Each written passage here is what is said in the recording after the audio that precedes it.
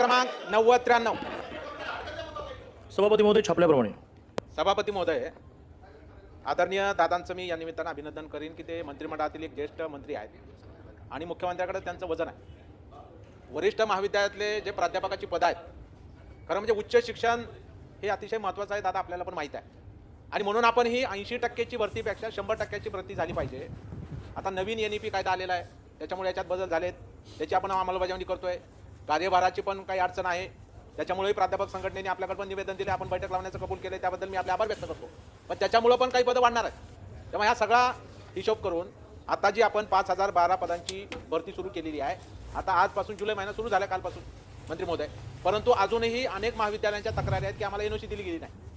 तर पहिले आतापर्यंत राज्य स्थापनेपासून या महाविद्यालयांना पद भरायचं असेल, मग ते प्राचार्याचं असो किंवा प्राध्यापकाचं शिक्षकाचा असो, ही पदं भरती करण्यासाठी NOC घेण्यासाठी विभागाला जे सहसंचालक असतात त्यांच्याकडे जाऊन ही घ्यावी लागत होती आणि त्यानुसार जाहिरात होऊन ही आपली भरती होत होती, ही प्रक्रिया होती. आता आपण दादा हे मंत्रालयामध्ये केलेलं असल्यामुळं गडचिरोलीच्याही माणसाला इथे यावं लागतं, तिकडं सिंधुदुर्ग रत्नागिरीच्या माणसाला इथे यावं लागतं. त्यामुळं पूर्वीप्रमाणे ही जी काही पदभरतीसाठी जी NOC घ्यायची आहे, ना हरकत प्रमाणपत्र घ्यायचं आहे, ते सहसंचालकाला जे अधिकार होते ते देण्यासाठी किंवा फार तर संचालक, आपलं सेंट्रलला पुण्याला ऑफिस आहे संचालकाचं, मध्यवर्ती ठिकाण आहे, असं काही करता येईल का, याबाबत आपण निर्णय कराल का, हा माझा पहिला प्रश्न. आणि आता 5012 म्हणजे कालचंच उदाहरण मला काल आपली चर्चा झाली दादा, त्यानुसार मी कालच राज्यामध्ये अतिशय नावाजलेलं राजर्षी शाहू महाविद्यालय लातूरला आहे, तर त्यांना विचारले होतं तुम्हाला NOC मिळाली का, तर नाही मिळाली, का अडचण आहे, तर म्हणजे आता आम्ही NOC मागितली, परंतु रोस्टर सुद्धा अपलोड केलंय, परंतु आमचे 2 विषय दाखवले गेले नाही त्याच्यात. मी म्हणलं काय म्हणले संचालक, म्हणले टेक्निकल अडचण आहे, वर प्रस्ताव पाठवला. याच्यात जो काही वेळ चाललाय दादा, तर तो वेळ जाता कामा नये. त्यामुळे ही भरती जलद गतीने झाली पाहिजे, जेणेकरून विद्यार्थ्याला शिक्षक मिळेल. शिक्षक का मागतोय आपण, विद्यार्थ्यासाठी मागतोय. BSc ला ऍडमिशन घेतलं, BA ला घेतलं, BCom ला घेतलं, कम्प्युटरमध्ये अनेक कोर्सेस आहेत, त्याला शिकवायला शिक्षक पाहिजे. ही विद्यापीठातली पण भरती आहे, त्यामुळे ही भरती तातडीनं करण्यासाठी आपण एक नोडल ऑफिसर नेमून ही भरती जलद गतीनं कशी करता येईल आणि हे 5012 पदं आपण कधीपर्यंत भरणार, त्याला काय आपण डेडलाईन दिलेली आहे का संबंधित अधिकाऱ्यांना, किंवा ते देणार आहात का, हा माझा अतिशय मुद्देसूद प्रश्न या निमित्तानं आदरणीय मंत्री महोदयांना. मंत्री महोदय, राज्यातली प्राध्यापक भरती ही 5012 अधिक मागचे 172 शिल्लक अशी 5176 ही गेल्या अनेक वर्षातली सगळ्यात मोठी भरती आहे. त्यासाठी 17ला जी 2900 प्राध्यापकांची भरती मंजूर झाली आणि कोविडमुळे थांबली होती, ती नवीन सरकार आल्यानंतर 22 ते 25 या कालावधीमध्ये ती सर्व आपण पूर्ण केली. त्यानंतर नव्याने 5012 मिळवली. तर ही 5012 अधिक मागची 172 ही भरण्याची एक प्रक्रिया आहे की प्रत्येक कॉलेजमध्ये 25 साली असणारी विद्यार्थी संख्या, अस्तित्वात असणारे विषय, काही विषय विद्यार्थी संख्या कमी झाल्यामुळे ते मागे गेलं.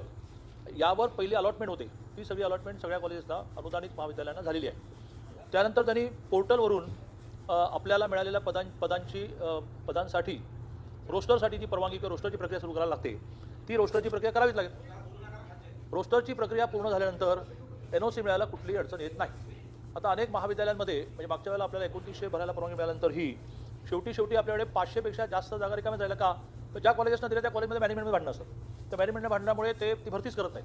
त्यामुळे ज्या कॉलेजेसमध्ये भांडणं नाही आहेत, ज्या कॉलेजमध्ये रोस्टर पूर्ण झालं आहे, त्या कॉलेजना NOC मिळायला कुठलीही अडचण येत नाही. आजगावकर. सभापती महोदय, या ठिकाणी प्रथमतः दादांना धन्यवाद देतो की त्यांनी 5136 पदं भरण्याचा निर्णय केला. परंतु या ठिकाणी काही कॉलेजेसना दादा या ठिकाणी पदं जी मिळालेली आहेत, ती पदं चुकीची मिळालेली आहेत, ती दुरुस्त करण्यासाठी त्यांनी प्रस्ताव दिलेले आहेत, परंतु ते प्रस्ताव अद्याप दुरुस्त झालेले नाही, ते कधीपर्यंत दुरुस्त होणार. आणि त्याचबरोबर दुसरा प्रश्न असा आहे की शारीरिक म्हणजे फिजिकल डायरेक्टर आणि ग्रंथपाल यांची पदं याच्यामध्ये नाही आहेत, ती CHB सुद्धा आपल्याला मिळालेली नाहीत. कारण फिजिकल डायरेक्टर कॉलेजमध्ये गरजेचं आहे, क्रीडा शिक्षक लागतो, कारण खेळाडू तयार करण्यात असते. त्याचबरोबर ग्रंथालयामधली पुस्तकांची सुविधा देण्यासाठी लायब्ररी लागतात, त्यामुळे ते CHBवर सुद्धा मान्य झालेली नाहीत. त्यामुळे ही पदं कधीपर्यंत मिळणार. मंत्री महोदय, जो मुद्दा विक्रम काळेजींनी उपस्थित केला, जो सुटला, त्यांचं म्हणणं आहे की जॉईंट डायरेक्टर लेवलला NOC द्यावी. जॉईंट डायरेक्टर लेवलला ती NOC देण्याची पद्धत काही वर्षांपूर्वी म्हणजे 20 वर्षापूर्वी बंद झालेली आहे. ती त्या ठिकाणी होणारे जे गैरव्यवहार आहेत त्यातून बंद झाली. आताही महाराष्ट्रामध्ये नागपूरला शाळेतल्या भरतीमध्ये विना अनुदानाचे हळूच अनुदानित टाकले गेले, असं एक मोठं स्कॅन्डल सापडलं आणि ते जॉईंट डायरेक्टर लेवलला जातं. त्यातले अनेक जण जेलमध्ये आहेत. आता नव्याने आम्हाला शाळेमधलं सापडल्यानंतर आम्ही महाविद्यालयाचा जो अभ्यास केला तर आम्हाला महाविद्यालयातले काही सापडलं की जे जॉईंट डायरेक्टर लेवलला त्यांनी विना अनुदानितपणे अनुदान टाकले. त्या सगळ्यांना आम्ही त्यांचे पगार थांबवले आहेत, त्या जॉईंट डायरेक्टर कारवाई केली. आणि त्यामुळे ही काही फार लेंदी प्रोसिजर नाही आहे. त्यामुळे रोस्टर पूर्ण करून घ्यायचं, जॉईंट डायरेक्टरकडे पाठवतो आणि सगळं ऑनलाईन आहे सध्या. हे जे तुम्हाला वाटतं की भरपूर काय, सगळं ऑनलाईन झालं, काही मंत्रालय द्यायला लागतं, मंत्रालयानं बंद केलं आहे. यांनी जो आजगावकरांनी मुद्दा उपस्थित केला, त्याच्यामध्ये अतिशय 3-4 महिने खूप मेहनत घेऊन कॉलेजची विद्यार्थी संख्या किती आहे कॉलेजेस माहितीच देत नाहीत. त्यांना माहितीच नाही काय, कुठलेही कॉम्प्युटराईज चाललेलं नाही, माहिती देत नाहीत, अंदाजे देतात. माहिती दिल्यानंतर कुठले सब्जेक्ट सुरू आहे, कुठल्या सब्जेक्टला जास्त विद्यार्थी आहेत, कारण विद्यार्थी संख्येप्रमाणेच पदं मिळणार. तर अतिशय शास्त्रोक्त पद्धतीने पदांचं वाटप झालेलं आहे. एक पदही शिल्लक नाही मंत्रालयामध्ये. तरीही ज्यांनी आपल्याला दुरुस्त्या हव्यात म्हटल्या आहेत त्याच्या दुरुस्त्या करतो. चंद्रकांत रघुवंशी. हो दुरुस्त नाही ते दुरुस्त्या सुद्धा का त्यांनी वेळेत विद्यार्थी संख्या किती बाबा, मराठीला आमच्याकडे 32 विद्यार्थी आहेत, मग 20 विद्यार्थ्यांना एक प्राध्यापक, असं जवळजवळ 3-4 महिने प्रक्रिया झाली. तरीही करेक्शन ज्यांनी करेक्शन मागितलं आहे त्याच्या करेक्शन करून देतो. फिजिकल एज्युकेशन, शारीरिक शिक्षण आणि ग्रंथालय या विषयाला अजूनही अर्थ खात्याने मान्यता दिली नाही. ती मान्यता कागद मिळाली. बसून घ्या जरा जागेवर. महोदय, सर्वप्रथम 80% का होईना पण प्राध्यापकांची पदं आपण मंजूर केली त्याबद्दल मी मंत्री महोदयांचं मनापासून अभिनंदन करतो.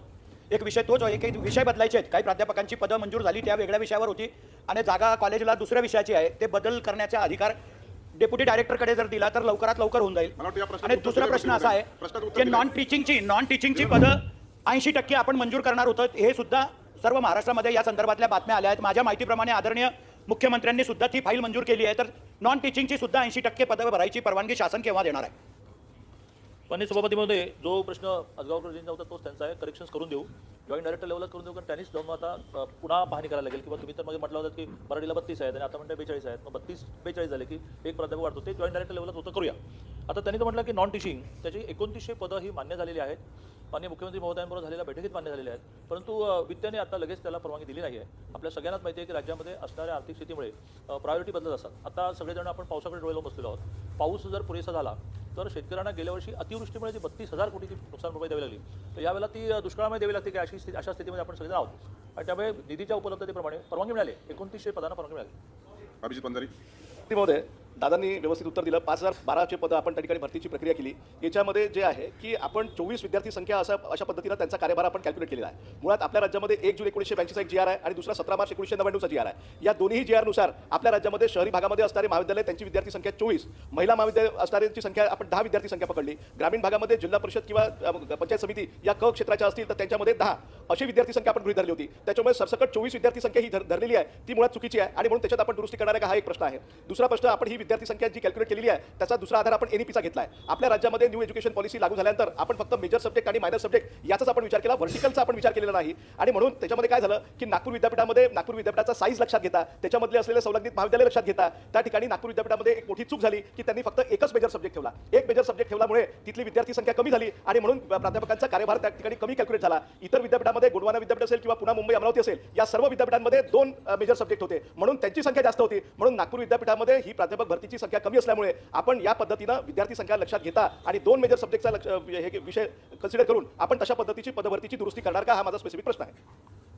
सुरुवातीला सभापतीमध्ये अभिजित वंजारेजींना हे स्पष्ट करतो की नवीन शैक्षणिक धोरणाची अंमलबजावणी सुरू झाल्यानंतरची पहिली बॅच आता बाहेर पडते आहे. आणि त्यामुळे वित्ताने हा मुद्दा उपस्थित केला होता की नवीन शैक्षणिक धोरणामुळे विद्यार्थी संख्या बदलली आहे आणि त्यामुळे तुम्ही नवीन शैक्षणिक धोरणाप्रमाणे विद्यार्थी संख्या आणि त्याला अनुलक्षून प्राध्यापक संख्या काढा.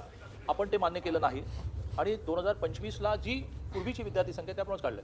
नवीन शैक्षणिक धोरणाचा इफेक्ट कॅल्क्युलेट करायला अजून 2-3 वर्ष लागतील, ज्याच्यामध्ये विद्यार्थी संख्या कमी होऊ शकते असं काही जणांचं म्हणणं आहे, विद्यार्थी संख्या वाढू शकते असं काही जणांचं म्हणणं आहे. त्यामुळे ते आपल्याला क्लिअर असावं की ती जुन्याप्रमाणेच काढली आहे. आता जो तुमचा मुद्दा आहे की त्याच्या GR प्रमाणे कॅल्क्युलेट केलं की नाही 10-24 मुलींसाठी 10 झेडपी असणारं शहर 10, तर त्या प्रकारानेच ती कॅल्क्युलेट केली आहे.